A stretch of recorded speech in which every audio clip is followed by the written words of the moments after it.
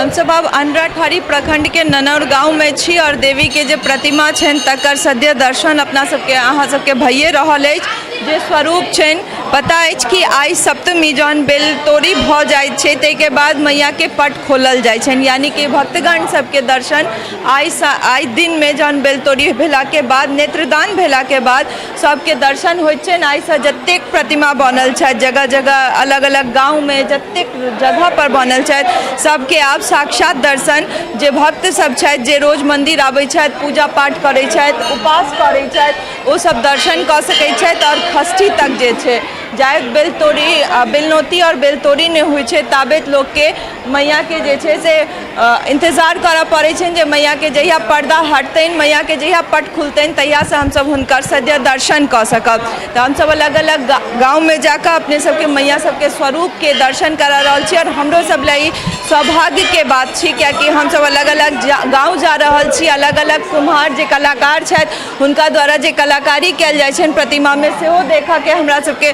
सौभाग्य भेट रहल अछि। और हुनके सबके हाथ में ई जादू रहै छनि जे मैया के केना बना दै छथिन जे मैया लागैत छथि जे हमरा सबके सद्य देख रहल छथि हँसि रहल छथि किछु बाजऽ के कोशिश कऽ रहल छथि। और हम सब लगातार अलग अलग गाँव जाकऽ अहूँ सबके से हुनकर सबके साक्षात दर्शन करा रहल छी। और कोशिश रहते कि मात्र 3 दिन बच जाए छे जहिया से पट खुले छे ओहिके बाद मात्र 3 दिन बचे छे। और बहुत रास गाँव से हमरा सबके ई आमंत्रण भेटते जे आओ हमरा गाँव आओ, लेकिन हम सब कोशिश करे छी जे पहुँच सकी लेकिन टाइम कैलकुलेशन बहुत कम छे तो बहुत कम जगह पहुँच पाबै छी। डॉक्टर शैलेंद्र मोहन मिश्र हमरा सब साथे छथि हुनका से बात करब और जानब जे केना की अहाँ सबके जे गाँव में कतेक साल भ गेलै कतेक साल से? लगभग 300 वर्ष भेलैया।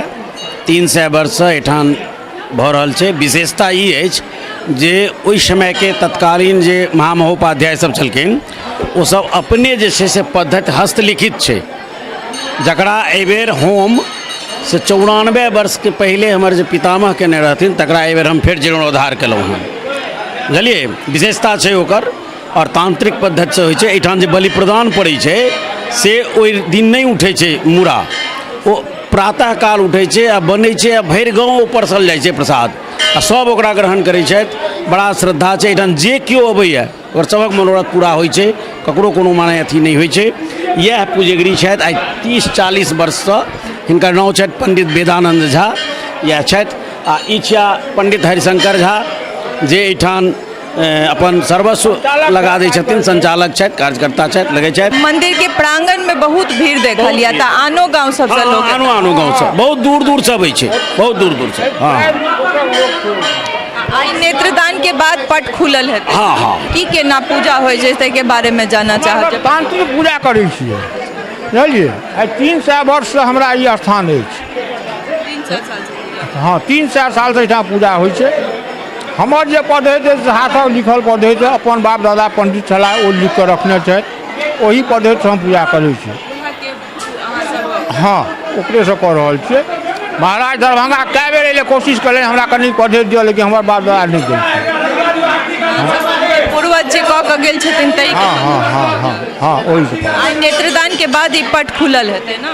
हैं नेत्रदान के बाद आई पट खुलल हेतै ना? हाँ चारू भाग एकरा बंद कऽ दै छियै तकर बाद नेत्रदान भेलै तकर बाद ई पट खुलै छै तकर बाद फिर बलि प्रदान होइ छै पूजा होइ छै आरती होइ छै उनका भोग लगै छै। आई निशा पूजा से होय? हाँ आई निशा पूजा छै 12 बजे राति में हेतै। हाँ तो सुनलो अपने सब जे एखन आरती हेतै ओहि के बाद जे छै से निशा पूजा हेतै। आई सप्तमी छियै तें गाँव गाँव में मंदिर सब में निशा पूजा सेहो हैत और भक्त के जे हिसाब से एतऽ भीड़ छै से हम सब देखे सकै छियै जे हमरा सबके आबऽ में सेहो बहुत मशक्कत उठाबऽ पड़ल है जे ओतेक दूर जे एलहुँ हैं बहुत रास गाँव से लोग एतऽ आबै छथि। तो हम सब चले छी फेर कोनो और मंदिर ओतौ से अपने सबके दर्शन करायब। देख सकै छी अपने सब जे कहबे केलहुँ हैं जे बड्ड भीड़ छै मंदिर में और एखन कि सब साँझ दै लए आयल छथि प्रसाद चढ़बै लए आयल छथि तऽ एखन बहुत रास भक्त सबके विशेषता छै जे बलि प्रदान भेला के बाद लक्ष्मी दुर्गा सरस्वती के ठोर में रक्त लगायल जाइ छै। और प्रतिमा नहीं 3टा के लक्ष्मी दुर्गा सरस्वती के होठ में लगायल जाइ छै बलि प्रदान के बाद। पूरा विश्व में हमर अपन पद्धति ननौर के पद्धति अपन पद्धति छी हमर ताहि दुआरे हमरा पद्धतिसँ पूजा होइए जे केओ बनेलखिन पूर्वज ताहि पद्धतिसँ पूजा होइए। ताहिमे लक्ष्मी दुर्गा सरस्वतीके लगायल जाइ छनि।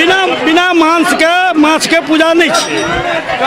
देख सके छी अपने सब अब आरती शुरू है और भक्तगण के जो भीड़ छे सब देखे रहल छी। कहैत है जे बलि प्रदान के बाद 3टा प्रतिमा में उनका ठोर में रक्त लगायल जाइ छे। सब गांव के अपन अपन विधि छे और इ ननौर के अपन पद्धति से पूजा होइ छे। त हम सब चले छी फेर कोनो दोसर गांव देख सके छी जे सब दिवारी जरा के साँझ द रहल छे और कतेक नीक लागि रहल छे। यह दृश्य इ 9 दिन रहैत अछि हर गांव में हर मंदिर के बाहर और बहुत नीक लागि रहल अछि देखऽ में। जे दिवारी अहाँ सबके एकटा प्रज्वलित होइत देखा रहल है ओ माटि से बनायल अपना हाथ से बना के एखन 9 दिन एतुका जे माँ काकी सब रहे छथि सब बनेने रहे छथि। भोर के दिवारी बनबै छथि और साँझ के एतऽ मैया लंग साँझ दै लए आबै छथि। 9 दिन केना बीत जाइ छै से हमरो अहाँ के पता नहीं चलैत अछि। तऽ चलै छी हमसब फेर कोनो दोसर गाँव दोसर मंदिर से मैया के दोसर स्वरूप से अपने लोकन के दर्शन करा।